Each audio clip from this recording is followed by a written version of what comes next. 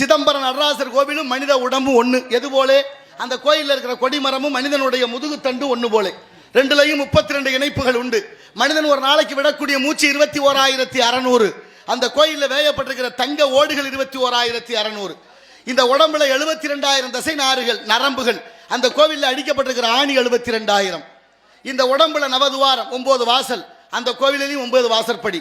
சாமி இருக்கிற இடம் கருவறை, உடம்புல இதயம் இருக்கிற இடம் கருவறை.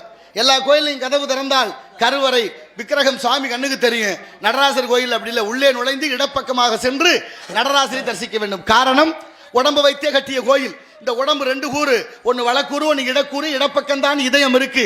இதயம் இருக்கிற இடத்துல தான் இறைவன் இருக்க வேண்டும் என்று எண்ணி அறிவியல் வளராத காலத்திலே கட்டப்பட்ட கோவில் சிதம்பரம் நடராசர் கோயில். இது மட்டுமா? இந்த உலக தமிழ்நாட்டில் மட்டும் எண்ணற்ற ஆலயங்கள், அவ்வளவு அற்புதங்கள் இருக்கு. குற்றாலம் போனவர்கள் தென்காசி காசி விஸ்வநாதரை கும்பிடாம போக முடியாது.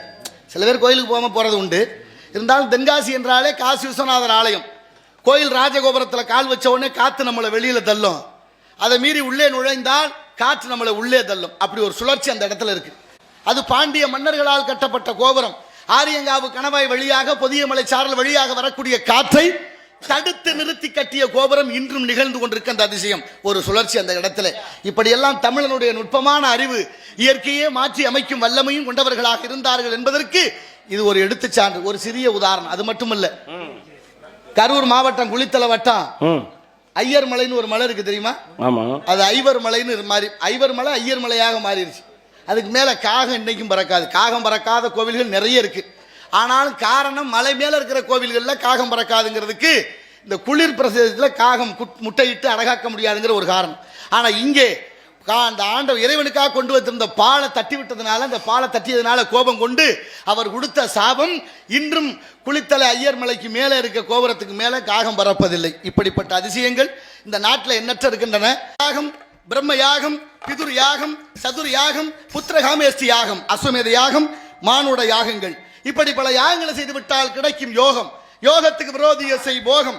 போகத்தை மறந்து யாகத்தை செய்து யோகத்தை பெற்று அந்த யோகத்தாலே உள்ளம்பெரிய கோயில், ஊனுடம்பை ஆலயம், வல்லபரானார்க்கு வாய்கோபுர வாசல், கள்ளப்புலனைந்தும் காணா மணி விளக்கே தெல்ல தெளிந்தார்க்கு சீவனே சிவலிங்கம் என்று திருமூலர் திருமந்திரத்திலே பாடுகிறார். காரணம், கோயிலும் உடம்பும் ஒண்ணுன்னு பாடுறார். அதனாலதான் உள்ளங்கோயிலும் உடம்பு ஆலயம், மூச்சு காத்து சிவலிங்கம். இந்த மூச்சு போச்சுன்னா பேச்சு இல்லை, ஒன்றும் இல்லை. உயிர் இருக்கிற வரைக்கும் தான் இதுக்கு பேர் சிவம். உயிரற்று போனால் அதுக்கு பேர் சபம். சிவத்துக்கும் சவத்துக்கும் ஒரு எழுத்து தான் வித்தியாசம். ஒரு சுழி இருக்கு, ஜீவன் எழுதுனா சுழி இருக்கு, சிவம்னு எழுதுனா சுழி இல்லை. சில பேருக்கு சுழிப்படுத்துற பாடு ஒன்னும் சொல்றது மாதிரி இல்லை. அதனாலதான் அத்வைதம்னு பேரு, சிவத்வைதம்னு பேரு. அப்ப பாருங்க, மாணிக்கவாசர் விரல் இப்படி வச்சிருக்கார், ஐயப்பன் விரல் இப்படி வச்சிருக்கிறார், தட்சிணாமூர்த்தி விரல் இப்படி வச்சிருக்கிறார். இதுக்கு பேர் சின்முத்திரை. சின்னனா ஞானம், முத்திரைனா அடையாளம், ஞான அடையாளம். இது சீவாத்மா, இது பரமாத்மா. சீவனை சிவனோடு சேர்ப்பது அத்வைதம். அப்படி உள்ளங்கோயிலும் உடம்பு ஆலயம். அப்படி கோயில் இல்லாத ஊர்ல குடியிருக்க கூடாதுன்னு பழமொழி. கோயில் விளங்க குடி விளங்க என்பதும் பழமொழி. ஆலயம் தொழுவது சாலவு நன்றுன்னு அந்த கிழவி நமக்கு சொல்லி வைத்தார். அத்தனையும் சொல்லி என்ன செய்ய, கடைசியா வள்ளலார் சொன்ன கதை தான் இப்ப நடக்குது. கடை விரித்தேன் கொள்வார் இல்லை அப்படின்னு போய்விட்டாச்சு. அதனால நாளைய தலைமுறைக்கு சொல்ல வேண்டிய கடமையும் பொறுப்பும் ஒவ்வொருத்தரும் உண்டு. ஆகையினாலே இந்த இடத்தை பார்க்கின்ற பொழுது மக்கள் எல்லாம் ஒன்று சேர்ந்து ஒற்றுமையோடு இந்த விழாவை கொண்டாடுவதை பார்க்கின்ற பொழுது தென்னகமாம் திருநாட்டில்